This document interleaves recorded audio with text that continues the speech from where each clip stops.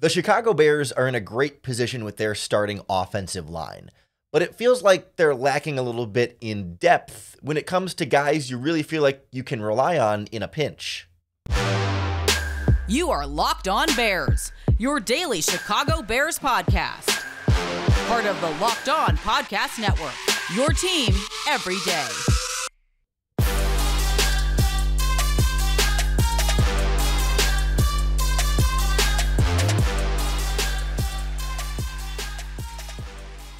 This is Locked On Bears, and I'm your host, Lauren Cox.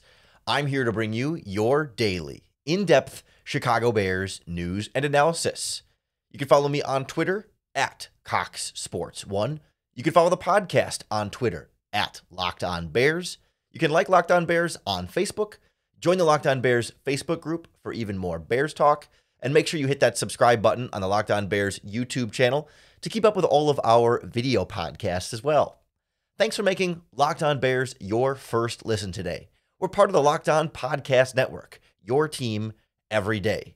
Today's episode is brought to you by LinkedIn. LinkedIn Jobs helps you find the qualified candidates you want to talk to faster. Post your job for free at linkedin.com/lockedonnfl. That's linkedin.com/lockedonnfl to post your job for free. Terms and conditions apply. On the show today, we continue our Chicago Bears training camp previews with the offensive line, where we can feel pretty fortunate about this team being in a spot where all 5 offensive line starters are set at the start of training camp and have been set through OTAs and mandatory minicamp. That's a great spot to be in. There's still development and room for improvement for those guys, but it's not really open competitions at any of those 5 spots. But you still have some questions about the depth and the backups, and I want to start there. To me, that's the biggest storyline up for the offensive line coming into training camp, but we'll also look at what's going on with the starters, how this is the go time, the really key developmental time for Braxton Jones in year 2 and Darnell Wright in year 1, and we'll also explore if the interior of this offensive line is maybe the strongest position top to bottom on this Bears roster, at least feeling like you're good with the starters and some of the depth there, more so than offensive tackle, because that's where I think I see my depth concern with this Bears offensive line.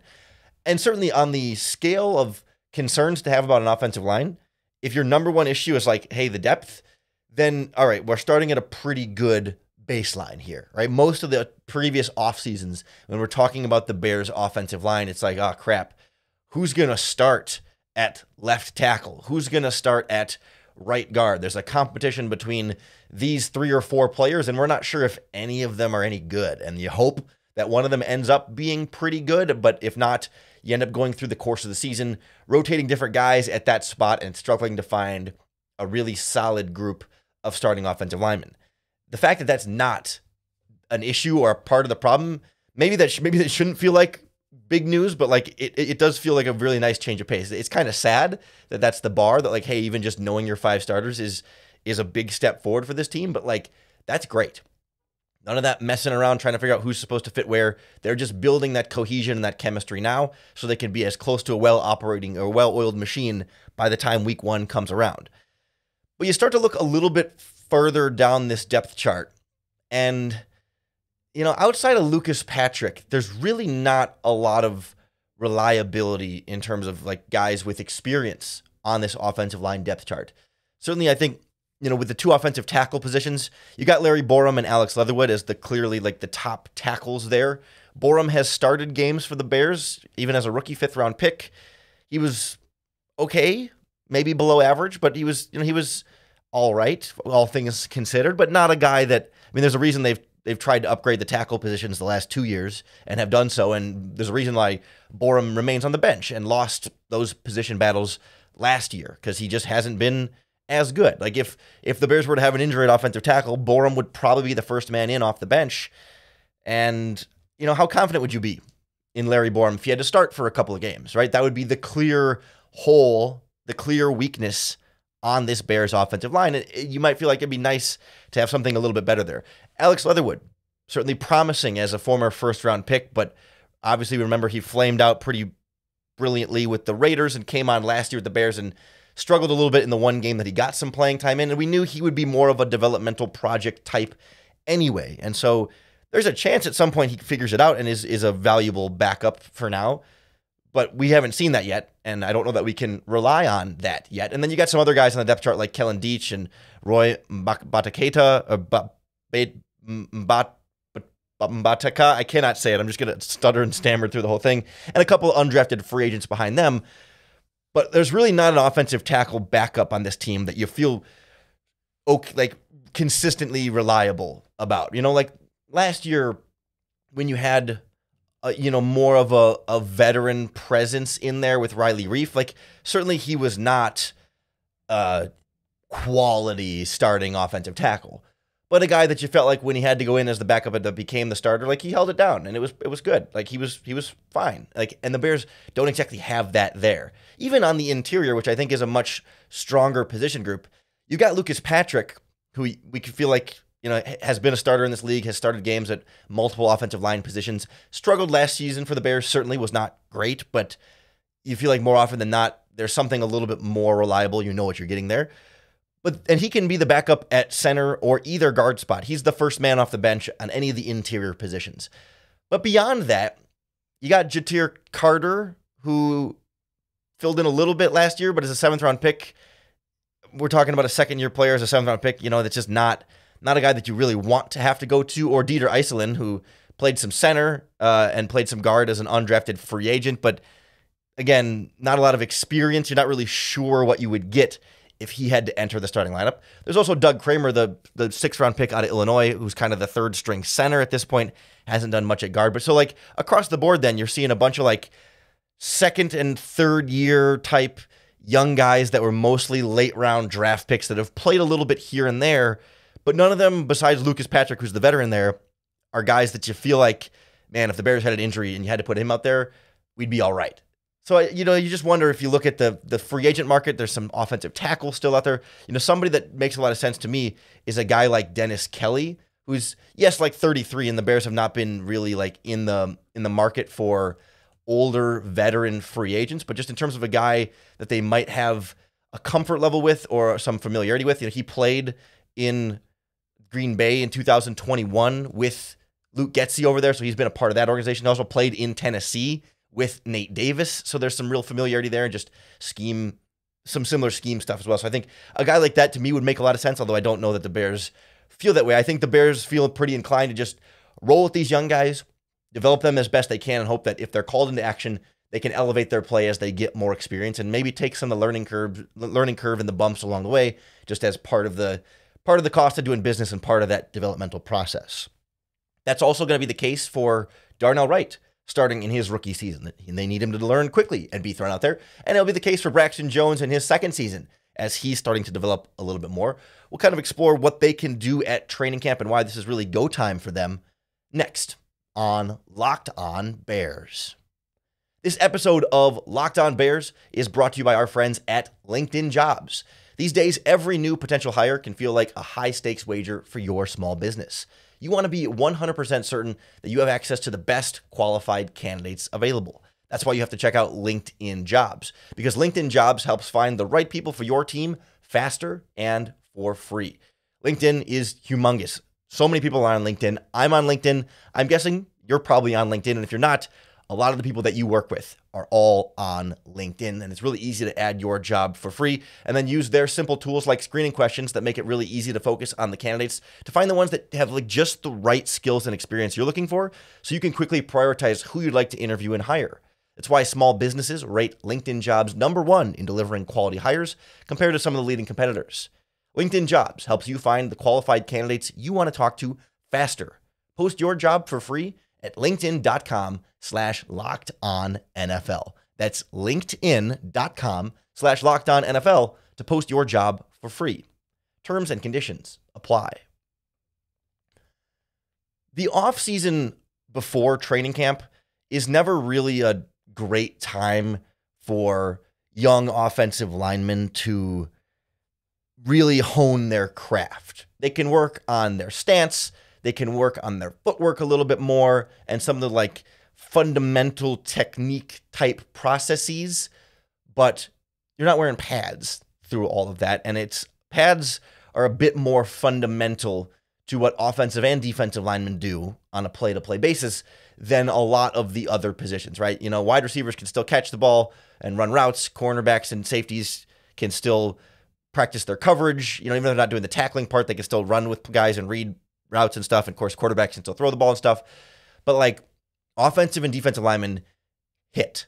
I mean, that's their job. They hit each other. And you got to be able to have, like, pads are such an important part of like the strike zone of what you're trying to hit as an offensive lineman. You know, it increases the surface level of the defense's body and that what you're trying to get your hands on, but also like your mobility and what you're able to do. Like when you have the pads on in terms of arm mobility and your body mobility, the extra weight and the extra functionality, like those are all things that are really hard to properly replicate without pads. You know, they can get out of their stance, they can walk through, you know, running plays and what their sort of zone assignments might be and pulling and, you know, like the sort of the blocking, like not the blocking aspects in the traditional sense, but like stage, like on a stage show, like blocking, like where they're supposed to be physically on the field.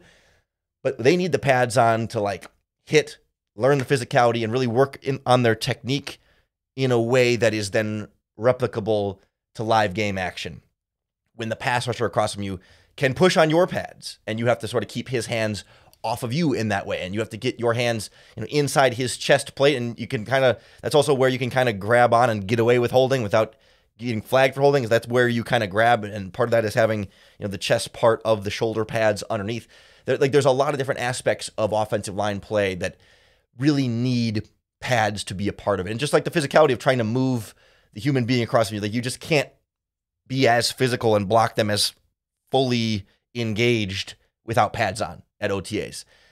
Training camp, the pads are coming on. And this is when it's go time for Darnell Wright and Braxton Jones. Like those two guys in particular are kind of the young guys who are still learning. Like, of course, Tevin Jenkins is only a year older and a season more experienced, but still, like, we feel pretty good about Tevin Jenkins and don't feel like, okay, he needs to like refine his technique and make big steps forward. Like he just needs to learn left guard versus right guard. We'll talk about him in a little bit here, but it's the rookie and the second-year offensive tackle that are the bigger wild cards of the group. We're confident in them, but there can be ups and downs as part of both of their developmental processes. You know, I think for Darnell Wright, we knew that he needed some technique coaching, and some of that was stuff that they could do at OTAs and minicamp. And to me, like OTAs and minicamp was like more like the teaching, like the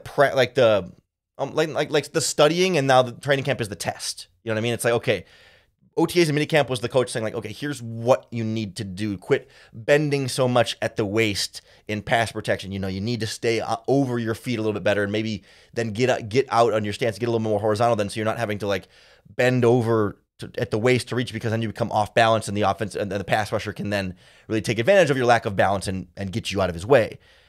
Like OTAs and minicamp is the time where you work on like, okay, physically like trying not to, like getting out of your stance and not wanting to bend and trying to keep your feet more, you know, moving more quickly underneath you and keeping a better stance. So now he got the idea of like, okay, this is what you're supposed to do. This is what it's supposed to look like. Now go do it with pads against somebody else with pads who's actually now can go full bore trying to get past you. And you can go full bore trying to kick his butt. Like you guys can both be as aggressive as possible. Like pads, like OTAs and minicamp was kind of not like slow motion, but right, it was sort of like on easy mode. Let's take away some of the other variables here, and then we could just focus on some of the foundational stuff so that now we can actually practice what we were teaching you in OTAs and minicamp, like now in pads, now in practices that are going to be a little bit more like a game situation. And so like this is where then it's time to accelerate the development, right? Absorb as much as you could in the OTAs and minicamp.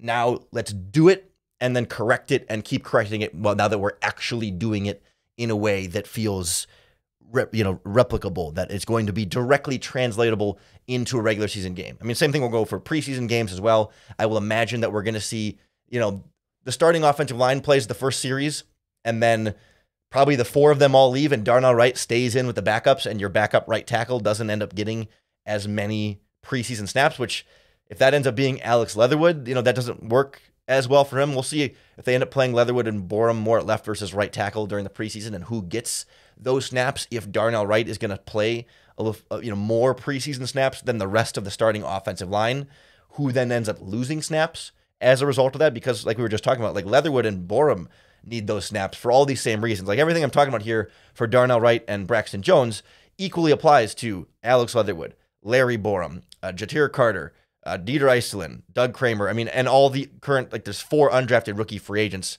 currently on this offensive line depth chart too. Like all those things apply equally to all of them, but Darnell Wright in particular, as you know, your starting right tackle, he needs to really get going here quickly, right? He needs to start taking those steps forward and get as comfortable as possible in as quickly and as quick amount of time as possible. Like it's absolutely pivotal that he stays healthy throughout training camp, and like, and I don't even mean from the big injury ways, but just like of course, like everybody needs to stay healthy, but like the little nicks and bruises, you know, where a guy will have a soft tissue thing and leave practice for a day and come back the next day. Like Darnell Wright is I don't want to call him a project. Like Alex Leatherwood is a project. Darnell Wright needs a little cleaning up, you know, and that's not gonna all be done right at training camp too. Like he's gonna still make mistakes during the regular season. There's gonna be times when he gets beat too easily and you get frustrated, and there's gonna be times when he pile drives somebody in the ground and you get excited. Like it's gonna be an up and down rookie season that you hope has more up than more down, and I think the Bears are pretty confident that he can be more up than more down. But there's gonna be mistakes. There's gonna be just learning curve, inexperienced stuff where a really veteran pass rusher across from him is gonna have a move or two or some sort of trick up his sleeve that Wright's not going to be prepared for and not going to have an answer for the first time that he sees it. And, you know, might need a little more help from Nate Davis at right guard, or might need a little more help from Cole Kmet or Bob Tonyan at tight end, helping, you know, chipping on a big pass rusher like that. Like clearly teams are likely to attack Darnell Wright more than anyone else, even as a first round pick with a great physical tools. Still, he's even more inexperienced than Braxton Jones, but it's going to be the edges for sure that are going to be the targets, but also then need this training camp time to develop their game as much as possible. But it is nice that we're not here in a position battle where it's like, oh, is it going to be Wright or Leatherwood, or is it going to be Borum or Jones? Like, no, we know what those guys are, and it's super helpful for them to not be rotating in and out. They can really get comfortable with the guard next to them and build that chemistry and that trust to know what he can get and what I can get and what I need to pass off to him and what he can pass off to me and how much space I need to leave and all the different muscle memory techniques that come from that, from a long training camp and offseason of working together. Clearly, then, I think the interior offensive line is not only the strength of this offensive line, but maybe one of the biggest strengths on this Bears roster. I mean, I think we can nitpick a few parts of other positions we could compare and contrast there, but I do want to look at the strength of that group and the reliability, and I think the advantage that gives and why that will work so much better for Justin Fields in particular. Next on Locked On Bears.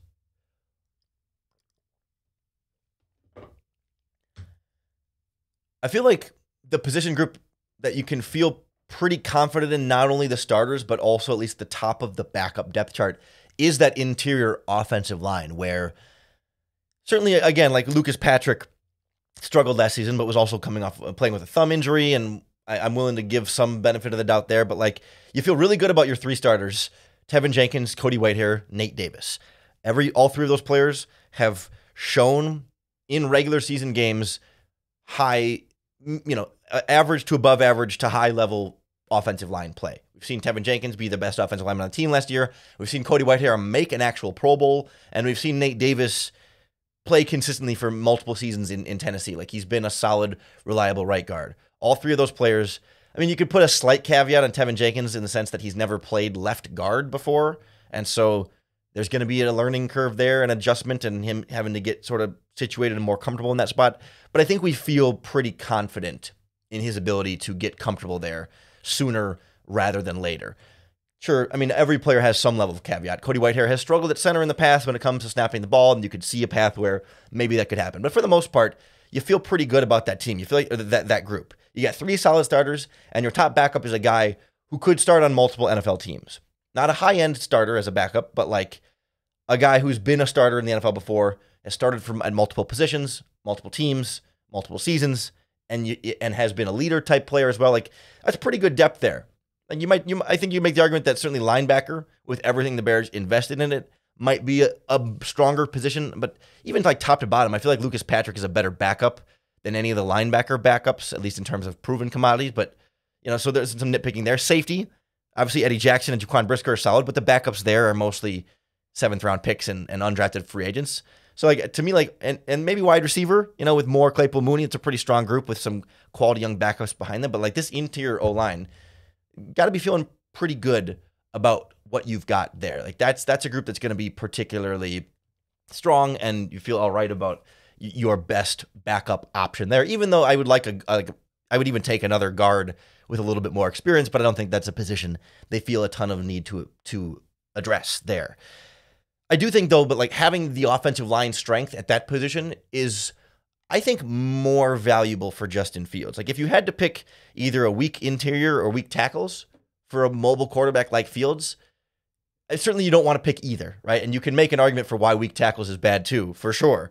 And not that the Bears have weak tackles, they're just more volatile and more question marks, or more, in progress than, a solidified strength. But when that pressure comes up the middle, right, that's so much quicker into a quarterback's face and so much more disruptive. And I think when you have a quarterback that's as athletic as Fields, we saw last year he was very good for the most part at feeling offensive tackle pressure, feeling pressure around the edge, that he can either, if it's coming from behind him, for example, from the left tackle spot, he can either run to his right and outrun any pass rusher for the most part that's bearing down on him, or he loved to do that that 180 spin where he would do a complete loop and actually face away from, face backwards and then turn around and run left back around the offensive tackle. Because the pass rushing from the tackles has a longer path to the quarterback. Going up the middle is a pretty well straight line to the QB. When the pass rushing off the edge has a longer path to the quarterback, A, it gives the quarterback more time before the pass rush gets there, but also B, the quarterback can then sort of see it and feel it with more time to react and evade. Right? It's not as just right there immediately in your face. It's oh, here he comes around the edge. And we're talking about the difference between a second or a half a second or something, but that's enough time in the high speed processing of the quarterback position for Fields to be able to do a little bit more with that. Also, with offensive tackle pressure, when the pressure is coming around the edge, you have the ability to run away horizontally, but you also have, and not in all cases, but in many cases, the ability to just step up and let the pass rush go around behind you, because if your offensive tackle has lost, you can step up into the pocket from the pressure, and your offensive tackle can then recover, because the pass rusher then has to, at some point, sort of turn and come back to the quarterback. And if the offensive tackle was still sticking through the play and chasing, then he can be there to interrupt that path, because the pass rusher has to come back to the direction that the offensive tackle is now also coming from, and you could get a recovered sort of second block on the play to then extend the time that the quarterback has further. It also, when the quarterback then steps up in the pocket, he's still then in a better position to, pressure's coming, step up, and then deliver your throw still, as opposed to when pressure is flushing him out of the pocket, whether it's from the edge or from the interior, then he's now on the run. And Fields is great at throwing on the run, but it is easier and better technique and generally more accurate if you're obviously, throwing from more of a structured, planted, stable position, just stepping up into the pocket, just as you would naturally step up to throw a pass when there's no pressure. So being able to withstand that edge pressure more so than the interior pressure is better for Fields, because when it's coming and bearing down right in the middle, you can't step up into your throw. You have to either fall back and throw while falling back, or try and evade, and then you're now trying to back up to evade. You're not just heading straight sideways or looping around, but the pressure's coming front to the direction that you're facing. So you have to change direction more abruptly. It's not as naturally when Fields is in a position to throw. If the pressure is coming from behind him, he's now facing the direction he can run away from. So he doesn't have to change which directions his legs and hips are facing. It doesn't take as much exertion to accelerate in the direction that he wants to go, as opposed to when the pressure is coming up the middle and he has to really back up and then flip out of there. There's more of a slower acceleration there to get up to speed, as opposed to a more natural evading position when the pressure is coming from potentially one of the edges. So that's where I think the Bears get extra value here for Fields. And I think it's true for many quarterbacks as well. It's not exclusively Justin Fields thing, but having the interior there shored up is really valuable for him. Interior pressure is more disruptive for sure, but it's the edge rushers and it's the offensive tackles who are going to face the better premium pass rushers over the course of their career. So it's not purely a position value equation there, but it is an equation for Justin Fields in maximizing his ability to develop and grow in the pocket. Ultimately, that's kind of what the offensive line depth conversation comes back to too, is you might say, well, okay, the backups are the backups. Why are we super concerned about if the backups aren't that great? They're backups anyway. If they're in, you're going to be in a bad position. That's true. But anytime your offensive line is in any kind of bad position, the ripple effect is always Justin Fields. Let's make it as easy as possible for Justin Fields and have as much insurance on the offensive line as possible to make Justin Fields' job as easy as possible. Plus, we saw last year, there's no way all 5 starting offensive linemen are going to play all 17 games. That's just not how the NFL works anymore. You're not getting 5 guys starting every game. Somebody's going to be injured. Someone's going to miss a game here, a couple games there. There's a decent chance somebody misses a handful of games. A backup is going to have to start at least one game this season on the offensive line. You sure as heck better be able to trust that player coming in. I feel like I got that trust for Lucas Patrick for the most part. Not as crazy about the trust of that for Larry Borom and Alex Leatherwood, and I still think there's some quality enough veteran offensive tackles out there that I'd bring in. You can always bring them in on a 1-year deal, and if Borom and Leatherwood play well, cut him, move on, stick with your young guys. No harm, no foul. But I think that's what makes this offensive line battle at training camp super interesting, and why I'm looking forward to seeing how these tackles develop, how confident we can be in the interior, and how these young guys on the backups start to build some more confidence for them. Certainly we'll keep an eye on the offensive line throughout training camp and bring you as many updates as we can right here on the Locked On Bears podcast. So make sure you hit that subscribe button on YouTube or wherever you listen to podcasts. That's going to be the best way to keep up with all of our daily, in-depth Chicago Bears news and analysis. Thanks for making Locked On Bears your first listen today. We're part of the Locked On Podcast Network, your team every day. Tomorrow, we're going to hear from Peter Bukowski from Locked On Packers, and we're going to talk a little Bears-Packers progress report, compare and contrast. You're not going to love everything he says, but it's fine. We have a good conversation.